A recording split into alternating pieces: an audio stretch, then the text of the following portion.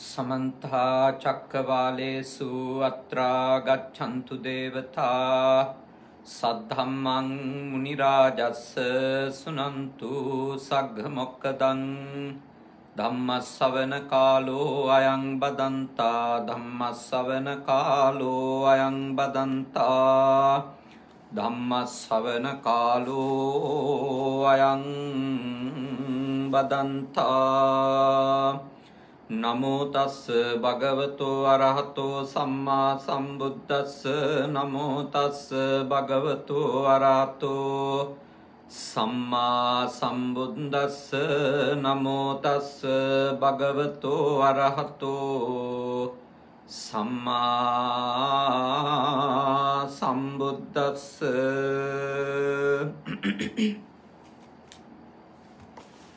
कारुणिक ශ්‍රද්ධාකාමී පින්වතුනි අද මේ සන්ධ්‍යායාමයේ අපේ පින්වත් පිරිස සූදානම් වෙන්නේ තථාගත ලෞතර බුදුරජාණන් වහන්සේ දේශනා කරපු උතුම් ශ්‍රී සද්ධර්මයට ටික වෙලාවක් ඇහුම්කන් දෙන්න.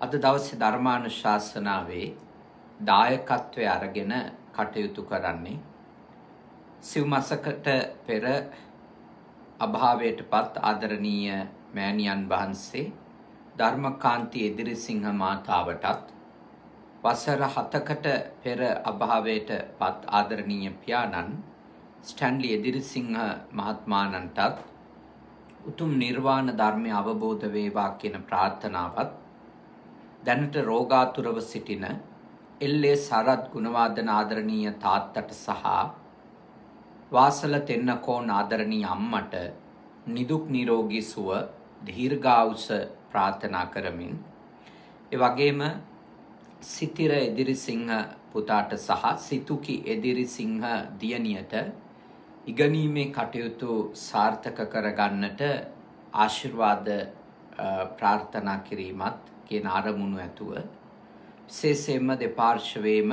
මියගිය සියලු ඥාති හිත මිත්‍රාදීන්ට පින්පෙත් අනුමෝදන් කරමින් අද මේ උතුම් පින්කම මේ විදියට සිද්ධ කරනවා. පින්කමේ දායකත්වය අරගෙන කටයුතු කරන්නේ ඕමාන් රාජ්‍යයේ පදිංචිව සිටින උපුල් එදිරිසිංහ මහත්මයාන් සහ සුසන්ති එදිරිසිංහ මහත්මියත් විසින්. විශේෂයෙන්ම ඒ අත්ංග ශ්‍රී ලංකාවේ පදිංචි සහෝදර සහෝදරියන් ඥාති හිත මිත්‍රාදීනුත් මේ උතුම් පින්කමට සහ සම්බන්ධ වෙනවා. එම නෝනා මහත්මිය එම මහත්මාණන් අප ඕමානයට වැඩම කරපු අවස්ථාවන් වල මගේ මතකයේ හැටියට අප මුණ ගැහිලා අප සිදු කරපු උතුම් පින් කටයුතු වලට සම්බන්ධ වෙලා තිබෙනවා. ඉතින් ඇත්ත අපෙන් බොහොම ගෞරවයෙන් ඉල්ලා සිටියා විශේෂයෙන්ම අම්මා අභාවයටපත් වෙලා මාස 4ක් ගත වීමත් තාත්තා අභාවයටපත් වෙලා අවුරුදු 7ක් ගත වීමත් නිමිති කරගෙන මේ දේශනාව සිද්ධ කරලා දෙන්න කියලා සුජීවත්ව සිටින ආදරණීය තාත්තටත් අම්මටත් ආශිර්වාද කරමින් අපි සතුටු වෙනවා මේ උතුම් පින්කම ඒ ඇත්තන් වෙනුවෙන් සිද්ධ කරලා දෙන්න ලැබීම ගැන. මොකද ඔය ඇත්තන්ටත් අද සන්ධ්‍යායාමයේ වටින ධර්ම කරුණක් ඉගෙන ගන්නට ඒ නිසා අවකාශය උදා වෙනවා. විශේෂයෙන්ම මේ වසංගත කාලේ මිනිස්සු ඇත්තටම වසංගතය නිසා විතරක් නෙමෙයි තව බොහෝ කරුණු නිසා පීඩා විඳිනවා. එක පැත්තකින් ආර්ථික දුෂ්කරතාවලින් අනෙක් අතින් ගෑස් එක ගන්නත් පොලිමේ පරිප්පු ටික ගන්නත් පොලිමේ මේ විදිහට මිනිස්සු හරියට අපේ රටේ දුක් විඳිනවා පීඩා විඳිනවා. අනෙක් අතින් විවිධ අන්තවාදී ප්‍රකාශනයන් ඉදිරිපත් වෙමින් තිබෙන නිසා ගිහි සහ සමහර පැවිදි පිරිස් වෙතින් බය තැති ගැනීම ආයෙත් රට තුල මහා කලකෝලහල ඇති වෙයිද ආදී බයවල් වලිනුත් මිනිස්සු පීඩා විඳිනවා. ඇත්තටම මං හිතන්නේ අපේ රටේ මිනිස්සු ඉපදීම කියන දුක වගේම අපේ රටේ තිබෙන සමාජීය, ආර්ථික, දේශපාලනික, සංස්කෘතික, ඒ වගේම යම් යම් අන්තවාදී කණ්ඩායම්වල කටයුතු නිසා අසීමාන්තිකව දුක් විඳිනවා. තමන්ගේ පවුල්වල ප්‍රශ්න වලින් විඳින දුක්ඛන්දරාවෙන් සහ කෙලෙස් නිසා විඳින දුක්ඛන්දරාවට අමතරව. ඉතින් ඇත්තටම දුකෙන් පීඩාවෙන් ඉන්න මිනිස්සුන්ට අඩුම තථාගතයන් වහන්සේ වදාළ දහම් කරුණක් හරි අහලා හිත පොඩ්ඩක් හරි සුවපත් කරගන්නට අවස්ථාවක් ලබා දෙන එක මියගිය කෙනෙකුට උනත් වැඩිම පිනක් සිද්ධ වෙන දෙයක්. හිත වලින් පීඩා විඳ විඳ ඉන්න මිනිස්සුන්ට ඒ හිත නිවා ගන්න, ඒ හිත සනස ගන්න, ඒ හිත සුවපත් කරගන්න, ඒ හිත අවබෝධ කරගන්නට ධර්මානුකූලව උපකාර කරන එක, ඒ දායකත්වයේ අරගෙන කටයුතු කරන තින්වත් පිරිසට, ඒ පවුල්වල ඇත්තන්ට ලොකු ආශිර්වාදයක් වෙනවා. ඒ නිසා අද දවසෙත් මේ දේශනාව අහන හැමෝගෙම ගත වගේම සිත සුවපත් වේවා කියන යහපත් කරුණාව, දයාව, මෛත්‍රිය, ආදරය, ගෞරවය වැනි උදාර උසස් සිතුවිලි මිනිස් సంతානයන් තුල උපදීවා කියන හැඟීමත් ප්‍රාර්ථනාවත් එක්ක විශේෂයෙන්ම මේ මියගිය ආදරණීය එදිරිසිංහ පියාණන්ට, මෞතුමියට සහ ඔබ නමින් මිය ගියපු බුද්ධ පුතුන් ශ්‍රාවක පිරිස නමින් මිය ගියපු සියලුම ඥාතීන්ටත් මේ පින්බෙලෙන් උතුම් නිවනම අවබෝධ වේවා. මේ වසංගතයෙන් මිය ගියපු සියලු දෙනාටද මේ පින් අත් වේවා කියන ප්‍රාර්ථනාව ඇතුව අපි මෙතෙන් සිට ධර්මානුශාසනාවට අපේ අවධානය යොමු කරමු. අපි ඊයේ සාකච්ඡා කළා චිත්තෝපක්ලේශ ධර්ම පිළිබඳව ධර්ම දේශනා මාලාවේ තව වටින ධර්ම මාතෘකාවක්. ඒ අපි කතා කළේ මසුරුකම පිළිබඳව. මසුරුකම. අද අපි කතා කරන්නේ මායාව පිළිබඳව. මායා. සමහර වෙලාවට ඔය වචනය අපි විවිධ අර්ථවලින් සමාජයේ යොදන ආකාරය, හසුරුවන ආකාරය අපි අහලා තියෙනවා. සමහර අය අර ප්‍රේතයෝ වැහිලා හෝ වෙනත් කාරණා මත මායම් වෙනවා කියලා කියනවා. සමහර වෙලාවට ඔය වචනේ පාවිච්චි කරලා කියනවා එයා හරි මායාකාරයෙක්. ඒ කියන්නේ රවට්ටන කෙනෙක් කියන එක. මායාකාරයෙක් කියන එකේ අදහස ඇත්තටම මේ රැවටීම කියන එක. රවට්ටන සුළු ස්වභාවයකින් යුක්තයි කියන එක. මොකක්ද මේ මායා කියන්නේ? භාග්‍යවතුන් වහන්සේ දේශනා කරනවා මායා චිත්තස්ස උපක්ඛිලේසෝ. මායා කියන ධර්මය සිත තුල තියෙන උපක්ලේශයක්. සිතෙහි පැන නගින උපක්ලේශ ධර්මයක් කියලා මායාව කියන කෙලෙස් ධම. අපි ඒක ඉගෙන ගමු අද. මොකද මෙයා හරි මායාකාරයක් කියන්න කලින් මායාකාරී බව කියන්නේ මොන වගේ චෛතසික ධර්මයක්ද කියලා තේරුම් ගන්න එක මං හිතනවා ප්‍රයෝජනවත් වෙයි කියලා. ඔබට කෙනෙකුට ඒ වචන පාවිච්චි කරන්න කලින් තමන් මායාකාරයෙක්ද? තමන් ඉන්නේ මායාවකද? තමන්ගේ හැසිරීම් වල තියෙන්නේ මායාවක්ද කියලා හොයා බලන එක ඊටාම ප්‍රයෝජනවත් වෙයි. ඔබට මෙලොව දුකින් නිදහස් වෙන්නත් සසර දුකින් නිදහස් වෙන්නත්. අපි දැන් අපේ රේරුකාණේ මහා ස්වාමින් වහන්සේ ඒ පිළිබඳව සිද්ධ කරපු ධර්මානුකූල විවරණයට අපේ අවධානය යොමු කර සිටිමු. තමා කරන වරදවල් සංගවන්නා වූ ස්වභාවය මායා නමි. මායා කියලා කියන්නේ මොකක්ද? තමන් කරන වැරදි හඟවන්නා වූ මානසික ස්වභාවය. තමන් කරන වැරදි හංගන ගතිය මායා කියලා කියනවා. අපි ඒ ගැන තව විස්තර කතා කරනවා. මෙයද සිත්ති හටගත් කල්හි සිත අඳුරු කරවන බැවින් චිත්තෝපක්ලේශයකි. මෙයින් සිත අඳුරු වූ කල්හි පව් කිරීමේ මහා දීනව රාශිය ඔහුට නොපෙනේ. රහසිගතව කළ හැකි නම් ඕනෑම පවක් කළ යුතුසේ ඔහුට වැටහේ. ප්‍රකාශයට නොපැමිණෙනසේ පාපය වසාගත හැකි වුවහොත් එයම පාපයෙන් නිදහසට ප්‍රමාණ වේ යයි ඒ අවස්ථාවට ඔහුට වැටහේ. ඒ මුලාව හේතු කොටගෙන ඔහු අපමණ පව් කොට අපාගත වෙයි. දැන් මොකක්ද මේ මායා ගතිය කියන්නේ? මේක අපි කාගෙත් ගාව තියෙනවා. තවම ඔබ එක පවක් හරි කරනවා නම් පව් කරන කෙනෙකු ගාව මේ මායා සහගත බව, මේ මායාකාරී බව ඉදිරිපත් වෙන්න පුළුවන්. මොකද බොහෝ වෙලාවට අපි කරන පව් හංගන්න, වහං කරන්න, අනිත් අයට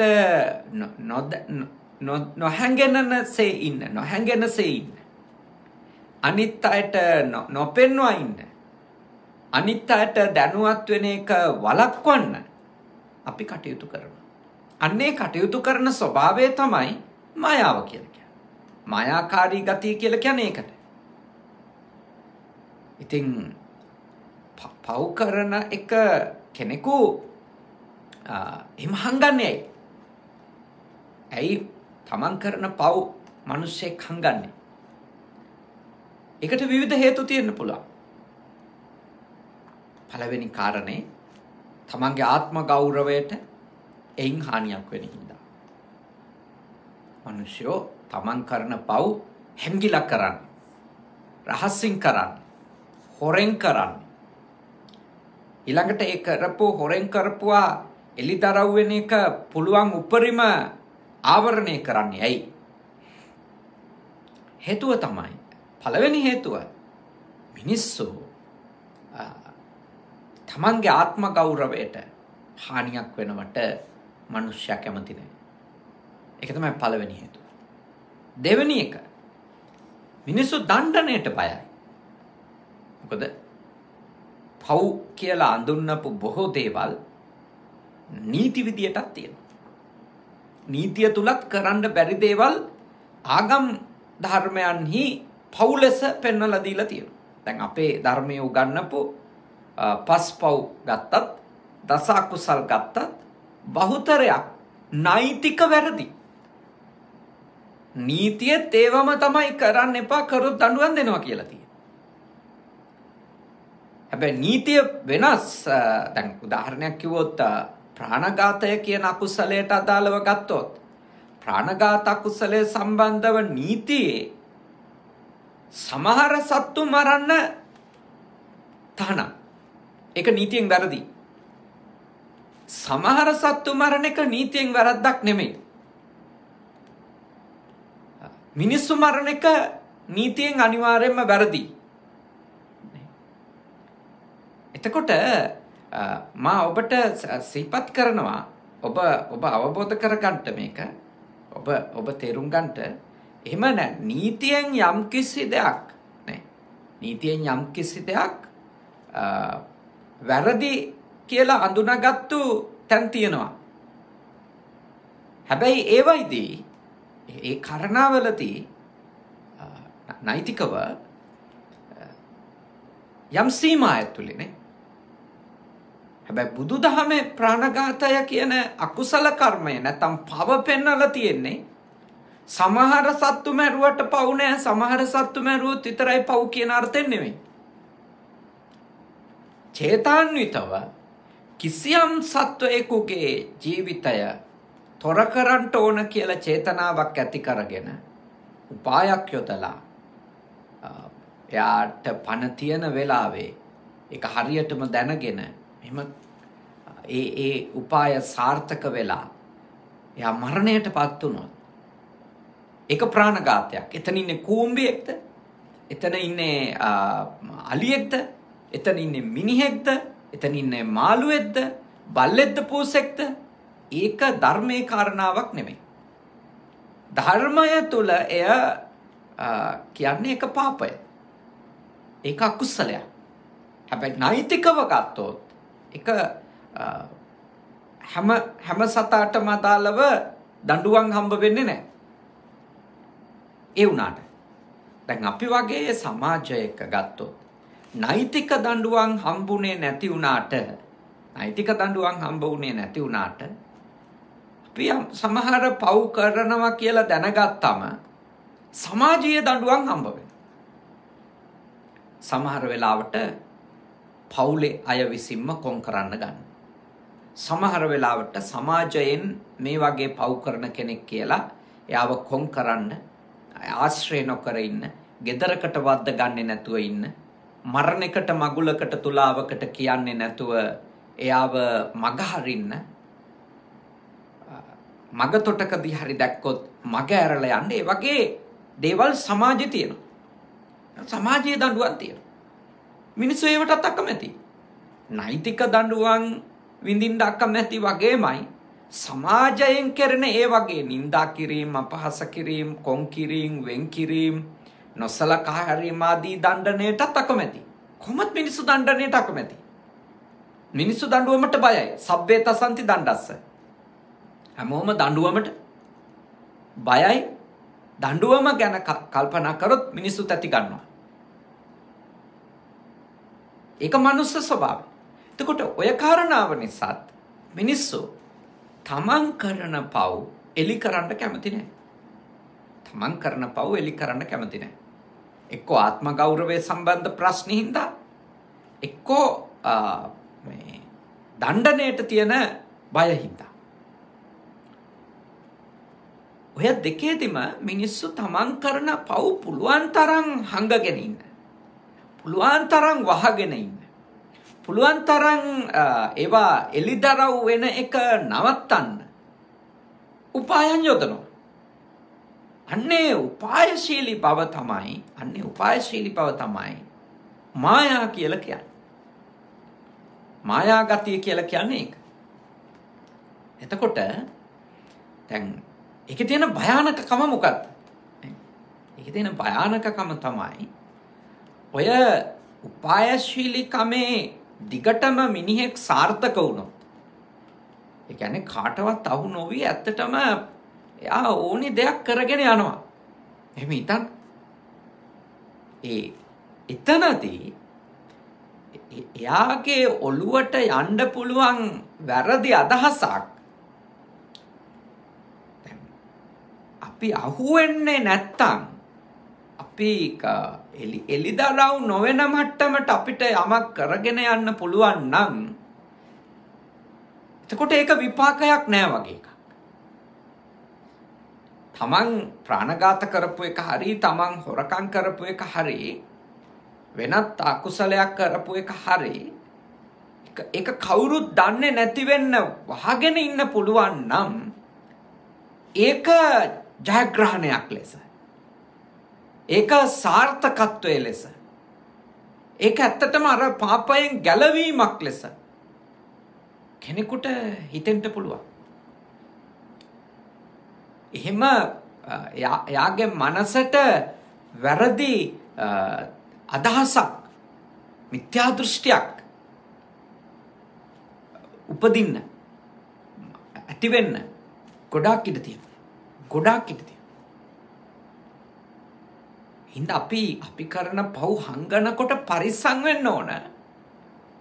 අපි කරන පව් අනිත් අයට එලිදරව් වෙන එක නවත්තන්න අපි කවුරුත් උපායන් යොදනවා. අන්න ඒ උපායන් යෙදීමේදී පරිස්සම් වෙන්න ඕන. අපේ ඔළුවේ සංකල්පයක් හටගන්න එක වළක්වන්න, සිතුවිල්ලක් හටගන්න එක වළක්වන්න අපි පරිස්සම් වෙන්න ඕන. දැන් මෙහෙම බේරගත්තොත්, මේ අයගෙන් මේක වහං කරගත්තොත්, මේ අයගෙන් මේක ආවරණය කරගත්තොත්, මේ අයට අහු නොවී පවත්ව ගත්තොත් දැන් ඒ පවේ විපාක නැහැ වගේ අදහසක්, ආයේ ඒ කරපු පව නිසා මුකුත් වෙන්නේ නැහැ වගේ අදහසක් අපේ సంతානය ආක්‍රමණය කරන එක.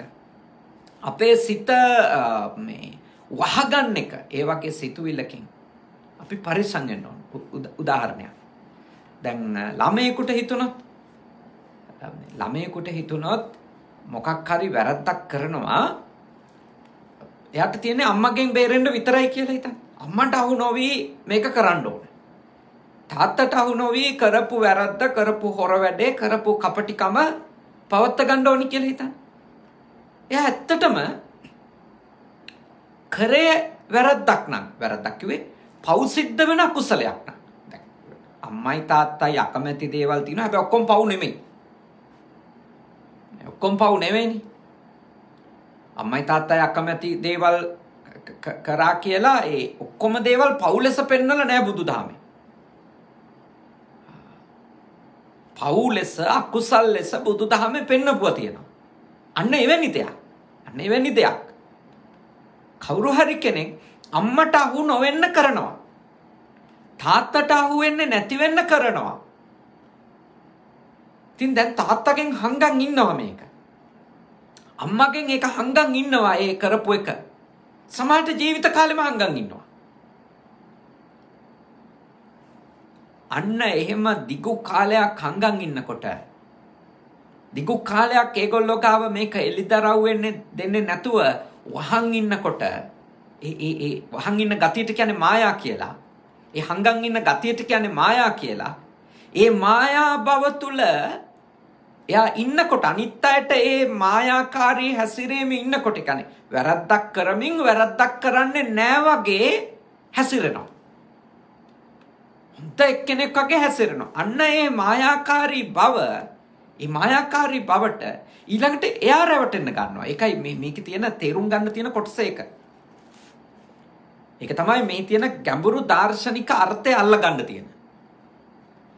කියන්නේ අපි අනිත් අයට යම්කිසි ආකාරයකට ඒගොල්ලෝ රවට්ටගෙන, ඒගොල්ලෝ ගාව හොඳ චරිතයක් රඟපාගෙන, ඒගොල්ලෝ හරි උතුම් උසස් අය ලෙස අනිත් අය ගාව අපි රඟ දක්වමින් නේද? ඇත්තටම රඟපාමින් එහෙම ඉන්නකොට අනිත් අය ඔක්කොම රැවටෙනවා. ඒ අනිත් අය රැවටෙන එකට වඩා මෙතන සිද්ධ වෙන මායා කියන උපක්ලේශයේ භයානක දේ තමයි Taman රැවටෙන එක. ඒක තමයි ලොකුම මායාව මෙතන. අනිත් අය රවට්ටන එක, දැන් නෝනා රවට්ටන එක, මහත්තයා රවට්ටන එක, ඒක බාහිර කෙනෙක් රවට්ටන එකක් නේ. දැන් ඒ රැවටිල්ලේ කෙනෙක් සාර්ථක වෙනකොට ලොකු කොන්ෆිඩන්ස් එකක් එනවා යාට.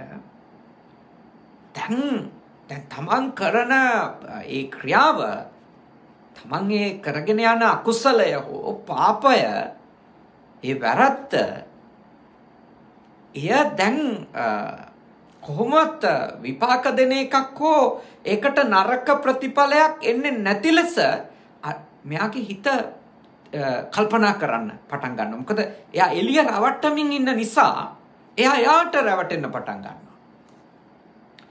එයා කරන කර්මයෙහි විපාකයක් එන එකක් නැහැ කියලා විශාල මනස්ගතයක, විශාල වංචාවකට එයාට ගොදුරු වෙනවා. කියන්නේ එයා එළියට තමයි රඟපාන්නේ ඇත්තටම. හැබැයි අන්තිමට එයා යාගේ හදවතටත් රඟපෑමක් තමයි කරමින් තියෙන්නේ. එයාටත් රැවටෙනවා. ඒකයි ස්වාමීන් වහන්සේ සඳහන් කරන්නේ දැන් රහසිගතව කළ හැකිනම් ඕනෑම පවක් කළ යුතුසේ ඔහුට වැටහි. කියන්නේ මේක දිගට යනකොට හිතෙන එකක් තමයි හොරෙන් කරන් යන්න පුළුවන් නම් ප්‍රශ්නයක් නෑ මේක කියන්නේ. මේක ප්‍රශ්නේ එළිවෙන එක විතරයි. එළිවෙන එක නවත්ත ගන්න පුළුවන් නම් එතන ප්‍රශ්නයක් නෑ කියලා. ඒ මායාව කියන මනෝභාවය අපිට කරන හානියෝක. අපිට කරන නපුරෝක. එතෙන්දී අපි කොයි තරම් බරපතල ඒවා කරයිද දන්නේ එතනින් එහාට ගියාට පස්සේ. කියන්නේ අර අපිට එන ලොකු මේක කොන්ෆිඩන්ස් එකත් එක්ක මේක හංගම් කරනවා නම් ප්‍රශ්නයක් නෑ කියන ඒ ආත්ම විශ්වාසෙත් එක්ක අපිට එන අපි මොන වගේ අපරාධ කරන්න යයිද දන්නේ. මොකද එකක් කරනවා ඒක අහුවෙන්නේ නැහැ. දෙවෙනි එකක් කරනවා ඒක අහුවෙන්නේ නැහැ. ඔය සමහර අපරාධකාරයෝ මහා බලගතු අපරාධකාරයෝ බවට ෂණයකින්පත් වෙලා නැහැ. ඔය මායාව ඇතුලේ තමයි මිනිස්සු ගොඩක් ලොකු අපරාධකාරයෝ බවට පත් වෙන්නේ පියවරෙන් පියවර. මුලින් පොඩි පොඩි ඒවා තමයි. හොරු වුණත් එහෙමයි. මුලින් චූටි චූටි දේවල්. සමහරලාට අම්මගේ පර්ස් එකෙන් තමයි මුලින් හොරකම් කරලා තියෙන්නේ. අහුවෙන්නේ නැහැ. එයාටත් මතක නැහැ, තේරෙන්නෙත් නැහැ. ඊළඟට ඒක යාළුවන්ගෙන්ද යන එන ගෙදර දොරකින්ද එimhe චුට්ට චුට්ට පටන් ගන්නවා. වැඩි වෙනවා. දවසක එයා මහා බැංකු මංකොල්ලකරුවෙක් බවට සේපු කඩන්නෙක් බවට එයාපත් වෙන්න පුළුවන්. එයා ඒ තාක් දුරට අරගෙන යන්නේ අර මායාසිත එයාව රවට්ටනවා. මුකුත් වෙන්නේ නැහනේ. කෝ කිව්වට ඔය පව් පල දෙනවා කියලා කෝ ඉතින් එන්නේ බෑ මට එනවා. මට තියෙන්නේ අහු නොවී කරන්න විතරයි. නේවයි විපාක එන්නේ නැහැ ඔය කිව්වට. අමුදුරුලව බොරුවට කියනවා ඇති.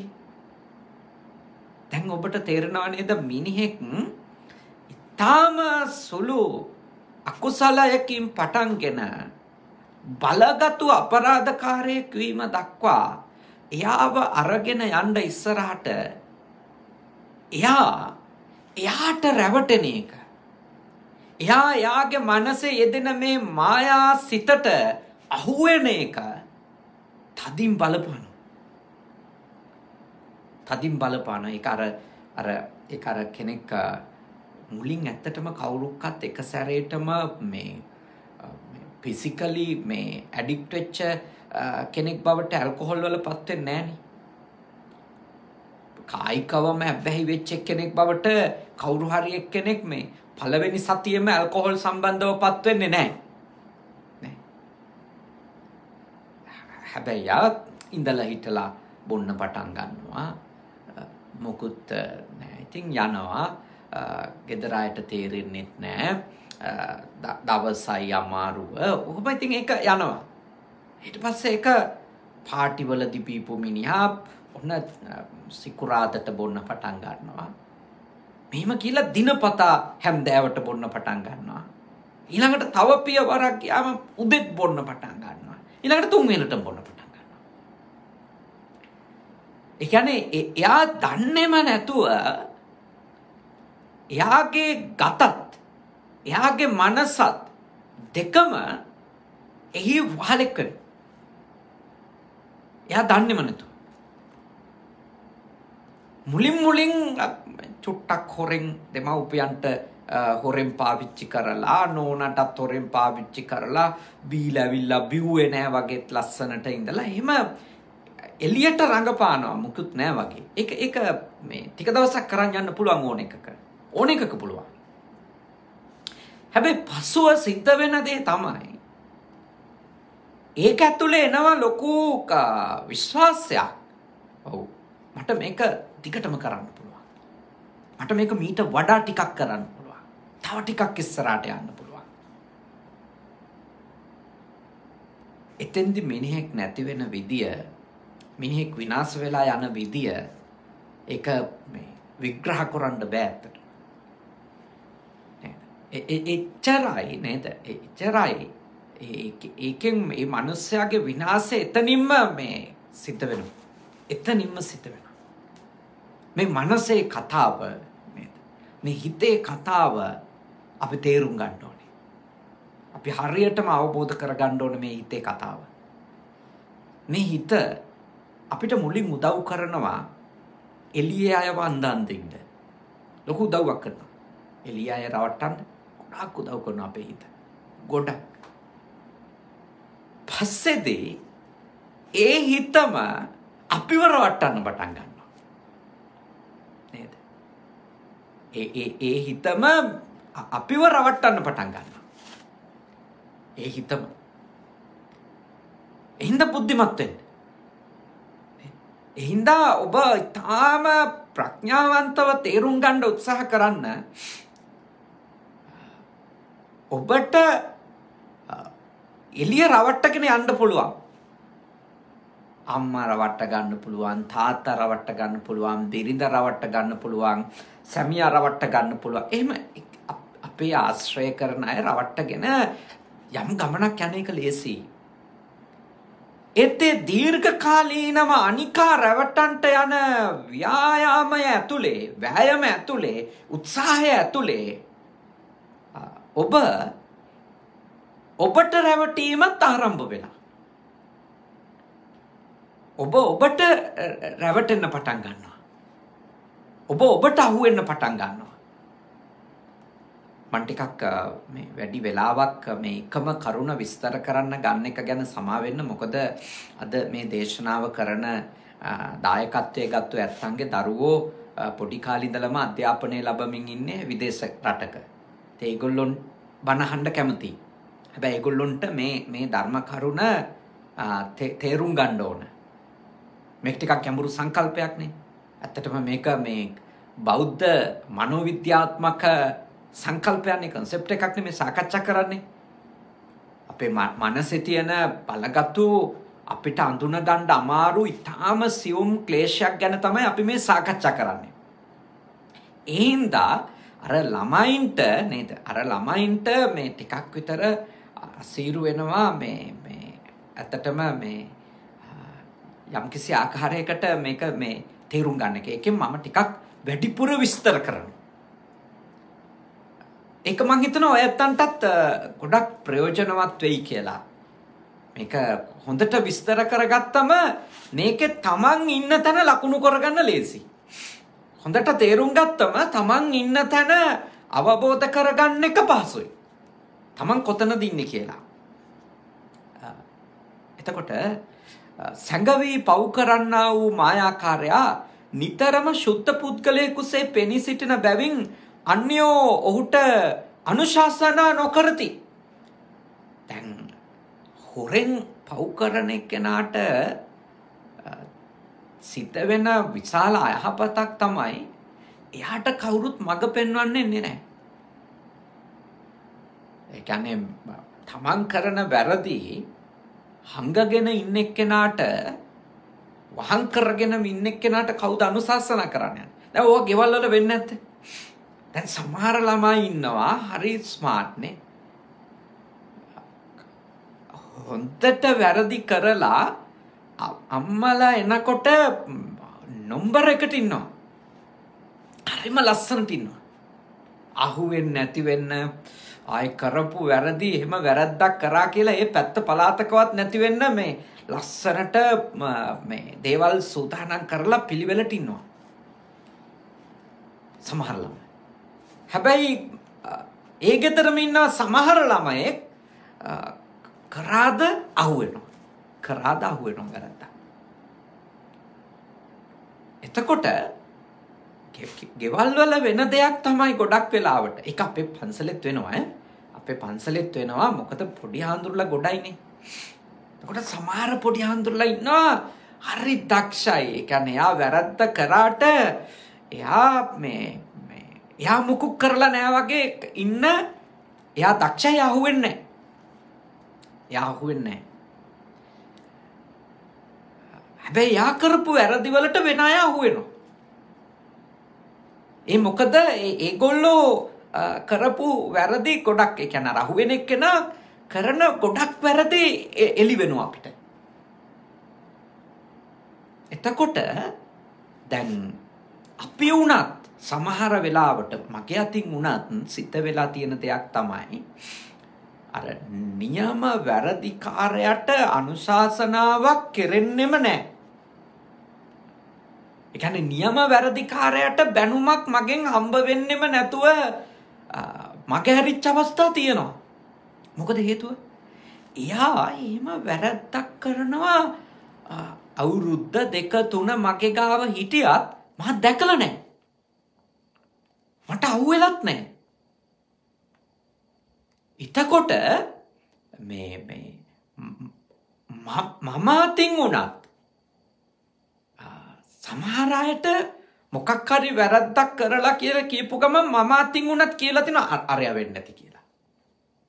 ස්ථිරයි ඕකේ අරය ඇති කියලා අර හැමදාම වැරදි කරලා අහුවෙන එක්කෙනාගේ නම මගේ ඔළුවට එනවා. ඇවිල්ලා මම එයා ගැන යම්කිසි ආකාරයකට වැරදි ලෙස දඬුවම් කරපු, බැනපු, අවවාද කරපු අවස්ථා තියෙනවා. පස්සේ මම සමාව අරන් තියෙනවා. ඒ වගේ මගෙන් වෙච්ච වැරදි වලට පොඩි නමලකින්. නමුත් මා ඔබට යෝජනා කරනවා ඒකෙන් දැන් අර දඬුවම් විඳපු පොඩි හාමුදුරුවන්ට ඒ කියන්නේ වැරද්ද නොකර වෙන කෙනෙක් කරපු මේ වැරදි වලට දඬුවම් විඳින පොඩි හාමුදුරුවෝ සමහරලාට පීඩාවක් විඳිනවා. ඒක හරි. මම වගේ නම් මම නම් අවස්ථා ගානකෙම සමාවත් ඉල්ලලා තියෙනවා. හැබැයි ඒ අතරේ අර වැරද්ද කරලා හොඳ මිනිහා වගේ රඟපාගෙන ඉන්න එක්කෙනා එයා ලොකු දඬුවමක් කවදා හරි විඳිනවා. ඒක මගෙන් නෙමෙයි. එයාට ඒ දණ්ඩනය නිර්මාණය වෙන්නේ එයාගේ චර්යාවෙන්.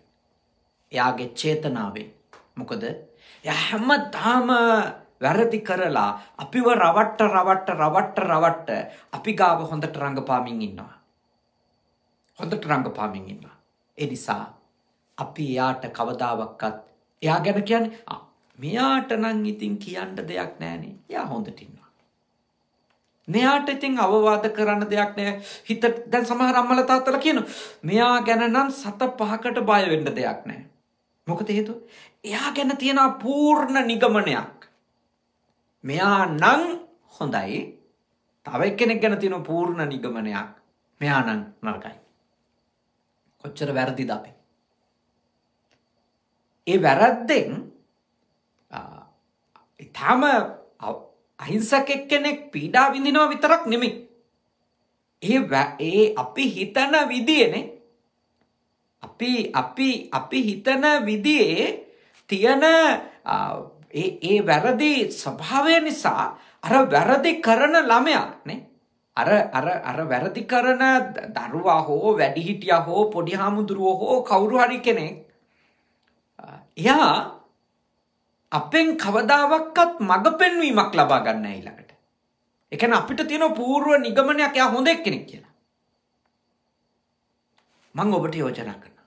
ඔබ දිගින් දිගටම ඔබ කරන වැරදි කිසිවෙකු සමග එලිදරව් නොකර හංගා ගැනීමෙන් ඔබ සමර්ථයෙක් වෙනව නෙවෙයි. ඔබ විශාල අසමර්ථකමක් ඔබේ ජීවිතයට උදා කරගනිමින් ඉන්නවා. මොකද හේතුව? ඔබ ඒ නිසාම කිසිම ආකාරයකට වැරද්ද ලෙස තේරුම් කරගන්නට අවස්ථාව ලැබෙන මඟ පෙන්වීමක් කාගෙන්වත් ඔබට ලැබෙන්නේ නැහැ. මොකද ඔබ හොඳ මිනිහෙක් ලෙස පෙනී ඉන්න නිසා. ඒක ඔබට වෙන ලොකු හානියක්. ඒක ඔබට කරගන්න ලොකු පාඩුවක්. ඒකයි බුදුහාමුදුරුව අපිට කියලා තියෙන්නේ පොහොයට ඇවැත් දේශනා කරන්න කියලා. දැන් අපි ගිය පොහොයදත් ඇවැත් දේශනා කළා. ඒ කිව්වේ අපේ වැරදි සම්බන්ධව උපසම්පදා සංඝයා අභියස ඒක එක්තරා විදියකට පාපෝච්චාරණයක්. අපෙන් සිද්ධ වෙච්ච කුඩා අණු කුඩා වැරදි පිළිබඳව අපිම ප්‍රකට කරලා ඒවා කියලා කමා කරගන්නවා. එහෙම වැරදි අපෙන් සිදු වෙලා කියන එකේ ඇවැත් දෙසීම ඇතුළෙම අපි පිළිගන්නවා. ඒක හොඳ දෙයක්. ඒක අපි කරන්න ඕන. මොකද අපි එහෙම අපේ කරපු වැරද අපි කරමින් ඉන්න වැරදි කිසිවෙකු ගාව ප්‍රකට නොවෙන්න හංගගෙන හිටියොත් වෙන්නේ කවුරුවක්වත් හරි නේද? කවුරුවක්වත් හරි අපේ ජීවිතයට මඟ පෙන්වීමක් කරන්න ඉදිරිපත් වෙන්නේ නැහැ. අපිට දෙයක් කියලා දෙන්න ඉදිරිපත් වෙන්නේ නැහැ. ඉදිරිපත් වෙන්නේ. ඒයි ඒගොල්ලන්ට තියෙනවා අදහසක් අපි හරි නිවැරදි ඇති කියලා. මොකද අපි හැමතිස්සෙම ලස්සනට රඟපාමින් ඉන්නවා. අපි හරි හොඳ අය ලෙස. දැන් බලන්න ඒකෙන් හානිය වෙලා තියෙන්නේ අනුන්ටද අපිටද? ඒ මායාකාරී ගතිය නිසා අපිට කොච්චර පාඩු වෙලා තියෙද? අපිට කොච්චර හානි වෙලා තියෙද? සමහර අයට ඇත්ත වශයෙන්ම අපි ධර්මයේ කියලා දෙන්නේ අපි හිතාගත්ත මාතෘකාවලින්. එයයි ඒගොල්ලෝ කවදාවත් අපි ගාව ඒගොල්ලොන්ට තියෙන ප්‍රශ්නේ ඒගොල්ලෝ අසාර්ථක වෙන තැන ඒගොල්ලෝ වැටිලා ඉන්න තැන අපිට කියන්නේ නැත්තම් අපි කොහොමද එයාට මඟ පෙන්වන්නේ? ඉතින් ධර්ම දේශනාවක් කරලා ඉවර වුණාට යාට ඒක කිසිම ආකාරයකින් දැනෙන්නෙවත් නැහැ. එයයි සමහර වෙලාවට එයාගේ ප්‍රශ්නේ වෙන එකක්. අපි කතා කරන්නේ වෙන මාතෘකාවක්. එයාට ඒ දේශනාව හුදු තව බණක් විතරයි. ඔබට ඔබේ වැරැද්දක් හදාගන්න, ඔබට ඔබගේ ජීවිතේ පරිවර්තනයක් කරගන්න ඔබ සද්ධර්මය අහනවා නම් ඔබ ඒ ධර්මය කියලා දෙන හමුදුරුවෝ ගාව ඔබේ ජීවිතය පිළිබඳව යම්කිසි ආකාරයකට පැහැදිලි කිරීමක් කරන්න ඕන. ඔබට විග්‍රහ කරගන්න තියෙන ප්‍රශ්න කියන්න ඕන. ඔබ භාවනාව වගේ උතුම් පුහුණුවක නියැලෙන කෙනෙක් නම් ඔබේ භාවනා ගුරුවරයා ගාව ඔබ අවංක වෙන්න ඕන. බුදුදහම කියන්නේ ඔබ ස්පීකර් ගැට ගහගෙන මම මේ පව් කරනෝ මේ වැරදි කරනෝ කියා කරන වැරද්දෙන් වැරද්දට කියෝ ගම වටේ ඇවිදින්න කියලා ඒ වගේ මෝඩ අදහසක් නෙමෙයි මේ කියන්නේ. මේ කියන්නේ ඔබට මඟ පෙන්වීමක් කරන්න පුළුවන්, ඇත්තටම ඔබව ගලව ගන්න පුළුවන් සත්පුරුෂයා ගාවත් ඔබ කරන්නේ රඟපාන එක නෑ. ඔබට උපදේශයක් දෙන්න පුළුවන් ඔබේ අම්මා ගාව, ඔබේ තාත්තා ගාව ඔබ කරන්නේ රඟපාන එක නම් ඔබ කරගන්නේ ඔබට ලොකු වැරද්දක්. ලොකු වැරද්දක්. ඒ වැරද්ද කරගන්න එපා. ඒ වැරද්ද ඇතුලේ කියන්නේ ඒ අනුන් අම්මා ගාව, තාත්තා ගාව, බිරිඳ ගාව, සැමියා ගාව ඒ රඟපාන ඒ ගතිය ඇතුලේ ඒ රංගනයට මුලින් රැවටෙන්නේ ඔබ. අනිත් අය රැවටෙන එක නෙමෙයි මේකේ භයානක දේ. ඔබට රැවටෙන එක. ඔබට අහුවෙන එක. ඒක හරි භයානක සහ අවාසනාවන්ත දෙයක්. සමේ මායා කියන ස්වභාවය ගැන ඔබ තේරුම් ගන්න ඕන. අනුශාසනා කාගෙන්වත් ලැබෙන්නේ නැහැ ඔබට ඔබ රංගපාන්න ගත්තොත්. මොකද ඔබ හොඳයි කියලා හැමෝම හිතන් ඉන්න නිසා. ඔබට ඔබව වැරද්දකින් මුදව ගන්න කවුරුත් වෑයම් කරන්නේ නැහැ. උත්සාහයක් දරන්නේ නැති. උත්සාහයක් දරන්න වැරද්ද පේන්න එපා ඔබේ. ඔබ කියන්න ඕනනේ මම මේ වගේ ප්‍රශ්නයක පැටලිලා ඉන්නේ කියලා. නැත්තම් කොහොමද ගලවගන්නේ? හරියට සමහර අම්මලා හතර අතේ සීට්ටු දාලා ණය වෙලා ඉන්නවා. සමිති සමාගම් වලින් ණය අරගෙන හොඳටම හිර වෙලා. ඒ වුණත් තමන්ගේ දරුවෝ එක්කවත්, තමන්ගේ සැමියා එක්කවත්, තමන්ගේ යාළුවෙක් එක්කවත් කියන්නේ ඇතුලෙන් විඳෝ ඉඳලා එයා ආතතිය උපරිමයට ගිහිල්ලා එයා හොඳට hina වෙලා සතුටින් ඉන්න බව අඟෝ ඉන්නවා. හැබැයි ඇතුලෙන් ගිනි අරගෙන දැවෙනවා, පිච්චෙනවා. ණයකාරයන්ගෙන් බේරෙන්න ගොඩාක් සටන් කරනවා ඇතුලෙන් තනියම. අන්තිමට බැරිම තැන සියදිවි නසාගත්තු අය ඕන තරම් ඉන්නවා. කියන්නේ ඔබගේ ප්‍රශ්නේ, ඔබගේ දුර්වලකම, ඔබ වැටිලා ඉන්න තැන ඔබ එක සත්පුරුෂයෙක් ගාවවත් එලි කරන්නේ නැත්තම් ඔබව ගලව ගන්න කාටවත් බෑ. ඔබව බේරගන්නේ කොහොමද? කවුරු හරි කෙනෙක් වෑයම් කරයි ඔබව දකින්නවනම් ගංගක හරි ගිලෙන්න යන මිනිහෙක් දැක්කොත් නේ එක මිනිහෙක් හරි වෑයම් කරන්නේ ඔබව බේරගන්න. කවුරුත් දැක්කේ නැතොත් වෑයම් කරන්නේ. මේ සසරෙත් දුගතියක ගිලෙන්න යන මිනිස්සෙක්ව සත්පුරුෂයෙකුට බේරගන්න පුළුවන් වෙන්නේ, ඒකට අදාළ උපදේශයක් දෙන්න පුළුවන් වෙන්නේ ඒ මිනිස්සයා තමන් ඇත්තට ගෙවන ජීවිතේ ගැන එක තැනකාරී එලිදරව් කරන්න ඕන නේද? එක තැනකාරී එලිදරව් කරන්න ඕන. ඒ නිසා බුද්ධිමත් වෙන්න. හොඳට ඔබ අවබෝධ කරගන්න මේ දේවල්. හොඳට ඔබ අවබෝධ කරගන්න. ප්‍රඥාවන්ත කෙනෙකු බවට ඔබ පත් වෙන්න ධර්මය අවබෝධ කරගන්නවා කියන්නේ මේ විදියට අපේ රටාවන්, අපේ රිද්මයන්, අපේ මනසේ අපි හඳුන ගන්න එක.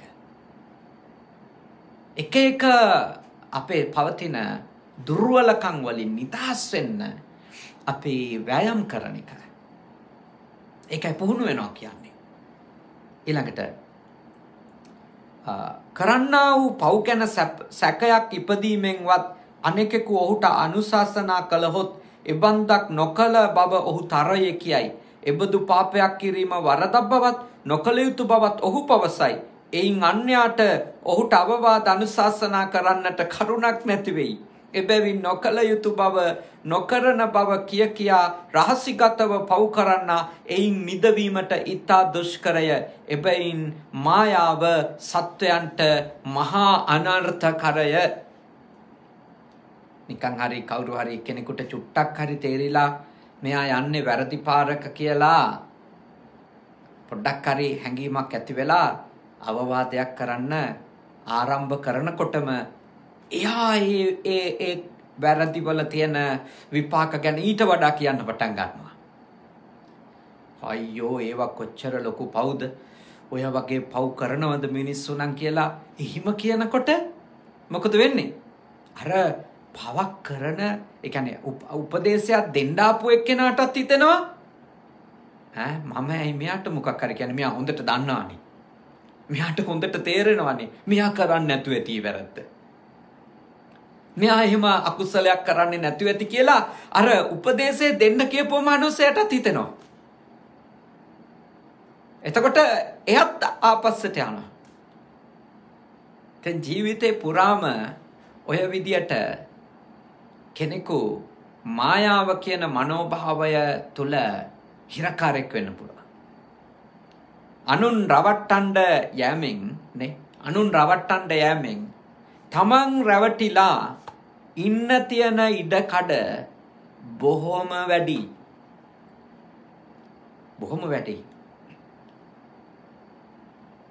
මා යෝජනා කරනවා ඔබට, තවම ඔබට රහසින්වත් පව් නොකරන උතුම් රහතන් වහන්සේ කෙනෙක් බවට පත්වෙන්න බැරි වෙලා ඇති. ඒක හරි. මමවත් නෑ.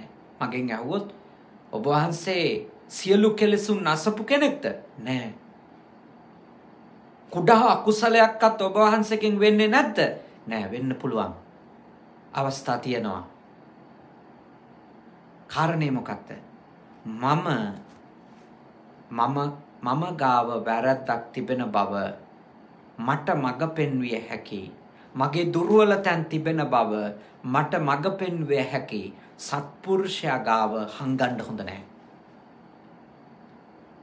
මට උපදේශයක් දිය හැකි කෙනා ගාව, මාව ගලවාගත හැකි කෙනා ගාව මා සියල්ල හංගන කෙනෙක් වෙන්න හොඳ නැහැ. ඒකයි අපි ඇවත් දේශනා කරගන්නේ. කුඩා ඇවත් සිද්ධ වෙන්න පුළුවන් නිසා. මගෙන් නම් කුඩාවත් ඇවතක් සිද්ධ වෙන්නේ නැහැ.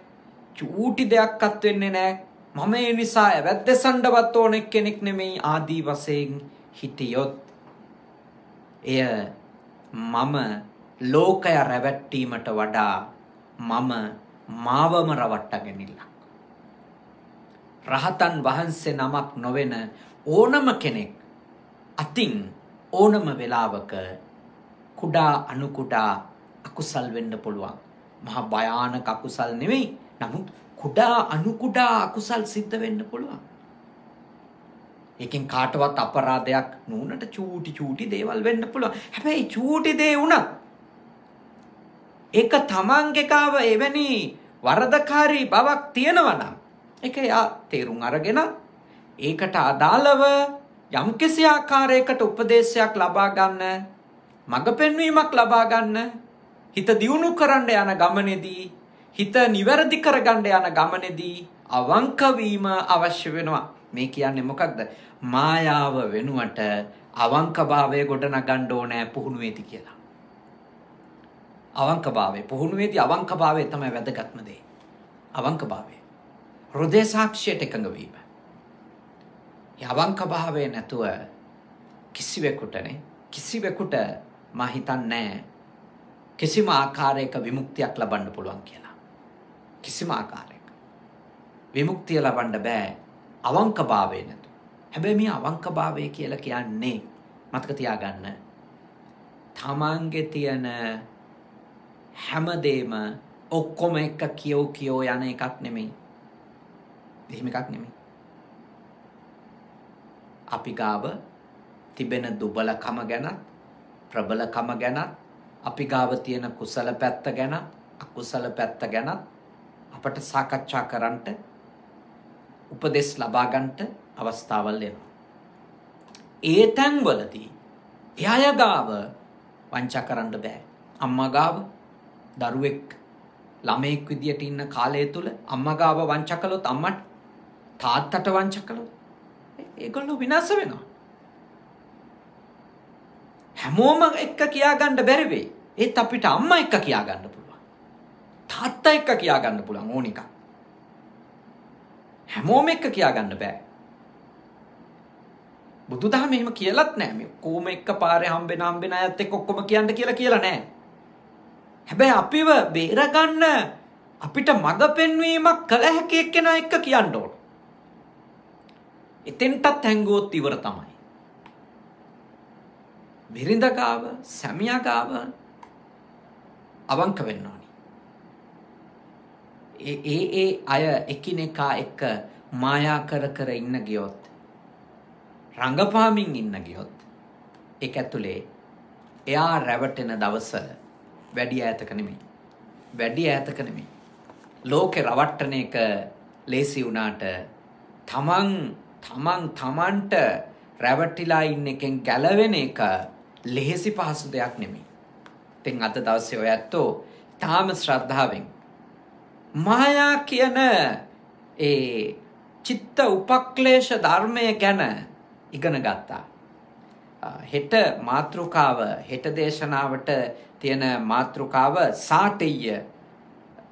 ඒ ගැන සාකච්ඡා කරනකොට මේ මායා කියන මනෝභාවය තුල තව විකාශනීය අවස්ථාවන් පැති කිහිපයකුත් සාකච්ඡා කරනවා. ඒ නිසා හෙට දවසෙත් ඔබට බුද්ධ පුතුන් මුහුණු පොත සමග සම්බන්ධ වෙන්න කියලා අප යෝජනා කරනවා. සමහර වෙලාවට සමහර කෙනෙකු කැමති වෙන්න පුළුවන් බුද්ධ පුතුන් මේ මුහුණු පොතේ මේ වෙලාවේ සජීවීව විකාශය වෙන ධර්මදේශනා තව කෙනෙකුට අහන්න සලස්සන්න. ඔබට පුළුවන් ඔබේ Facebook එක තුළ මේ ධර්මදේශනාව ෂෙයා කරන්න. තව කෙනෙකුට අහන්න සලස්සන්න. එතකොට ඔබේ යාළුවෝ එළියොත් බණ දේශනාව අහනවා. ඒ අවස්ථාව ඔබට තියෙනවා. ඒ වගේම අපේ බුද්ධ පුතුන් කියලා YouTube channel එකක් තියෙනවා. එහි දේශනාත් ඔබට පුළුවන්කම තිබෙනවා. තව කෙනෙකුට අහන්න ෂෙයා කරන්න. තව කෙනෙකු එක්ක හුවමාරු කරගන්න. ඒක ඔබ කරන පින්කමක්. ඔබ ලබා දෙන දායකත්වයක් ධර්මයේ ප්‍රචාරයට. ඉතින් ඊටාම ශ්‍රද්ධාවෙන් අද මේ උතුම් වූ සද්ධර්ම දේශනාවට දායකත්වය අරගෙන කටයුතු කරපු උපුල් එදිරිසිංහ මහත්මයාණනුත් සුසන්ති එදිරිසිංහ මහත්මිය ඇතුළු ඒ පින්වත් පිරිසත් ලංකාවේ පදිංචි වෙලා ඉන්නේ ඇත්තන්ගේ ආදරණීය සහෝදර සහෝදරියන් ඇතුළු ඥාතිහිත මිත්‍රාදීනොත් උතුම් පින්කමක් සිදු කරගත්තේ. කෙනෙකුට තමන්ට රැවටිලා අනුනුත් රවටගෙන ඉන්නේ නැතුව තමන්ට තමන් අවංකභාවයක් ඇති කරගන්නට මඟ පෙන්නපු මේ උතුම් සද්ධර්ම දේශනාව ශ්‍රවණය කරන්නට බොහෝ දෙනෙකුට ඒ ඇත්තන්ගේ දායකත්වයෙන් සැලසුණා. ඉතින් රැස් කරගන්නට යෙදුණු සියලුම පින්කුසල් ඒ ඇත්තන් නමින් මියගිය ආදරණීය මෞතුමිය මාස 4කට කලින් මියගිය ධර්මකාන්ති එදිරිසිංහ මාතාවටත් අවුරුදු 7කට කලින් මියගිය ස්ටෑන්ලි එදිරිසිංහ තාත්තටත් මේ පින්වත් වේවා. ඊට අමතරව ඒ ඇත්තන් නමින් මියගිය සියලු ඥාතීන්ට බණහපු බුද්ධ පුතුන් ශ්‍රාවක ඔබ නමින් මියගිය ඥාතීන්ට මේ කොරෝනා වසංගතය නිසා ලෝකෙම පුරා මියගිය ලාංකික සහ සෙසු සියලුම ජනතාවට මේ පින්වත් වේවා. සුවපත් වේවා, සැපවත් වේවා, දුකින් මිදේවා, උතුම් අමා මහ නිවනම අවබෝධ වේවා. ඉදම්මේ ඥාතේනං හෝතු සුඛිතා හොන්තු ඥාතයෝ. ඉදම්මේ ඥාතේනං හෝතු සුඛිතා හොන්තු ඥාතයෝ. ඉදම්මේ ඥාතේනං හෝතු සුඛිතා හොන්තු ඥාතයෝ. දෙවියෝ පින් අත්කර ගනිත්වා. දෙවියන්ගේ ආශිර්වාදය ආරක්ෂාව බල්ම ශක්තිය රෝගාතුරව සිටින එයත්න්ගේ අනික් පියාණන් වහන්සේ එල්ලේ සරත් ගුණවාදන ආදරණීය පියාණන් මෞතුමිය වාසල තෙන්නකෝන් මාතාව ඇතුළු කොට ඒ පවුලේ සියලු දෙනාටත් අධ්‍යාපනය ලැබමින් ඉන්න සිතිරේ දිරිසිංහ පුතාට සිතුකී දිරිසිංහ දුවට වගේම ධර්මය ශ්‍රවණය කරපු ඔබටත් විශේෂයෙන්ම මේ වගේ උතුම් පින් කටයුතු කරමින් මේ රට තුල වැඩ වාසය කරන්නට මට සියලුම පහසුකම් සපයපු අතිපූජනීය කනගවා සුගත භාවනා මධ්‍යස්ථානයේ පුජ්‍ය සුගත සේනාසනයේ කන්සායි සුගත භාවනා මධ්‍යස්ථානයේ නිර්මාතෘ අපේ සහෝදර හුරුලුනික වැවේ සුධම්ම පඬිතු ස්වාමින් වහන්සේ ඇතුළු මහා සංඝරත්නයටත් ඒ වගේම මා සමගම කනගවා සුගත භාවනා මධ්‍යස්ථානයේ වැඩ සිටින භාවනා මධ්‍යස්ථානාධිකාරී අපේ සහෝදර අම්පිටිය සද්ධාවාස ස්වාමීන් වහන්සේ ඇතුළු පූජනීය මහා සංඝරත්නයටත් බණහපු ඔබටත් ලංකාවාසී ලෝකවාසී සියලු දෙනාටත් එදිරිසිංහ පවුලේ සහ ඒ ගුණවාදන පවුලේ සියලුම ලංකාවේ ජීවත් වෙන සියලු දෙනාටත් සියලු යහපත වේවා, කරදර දුරු වේවා, බාධක දුරු වේවා, අපල උපද්‍රව දුරු වේවා, නිදුක් බව, නිරෝගී බව, සුවපත් බව ලැබේවා. දරුවන්ගේ අධ්‍යාපන කටයුතු දිනෙන් දින දියුණු පවුණු වේවා.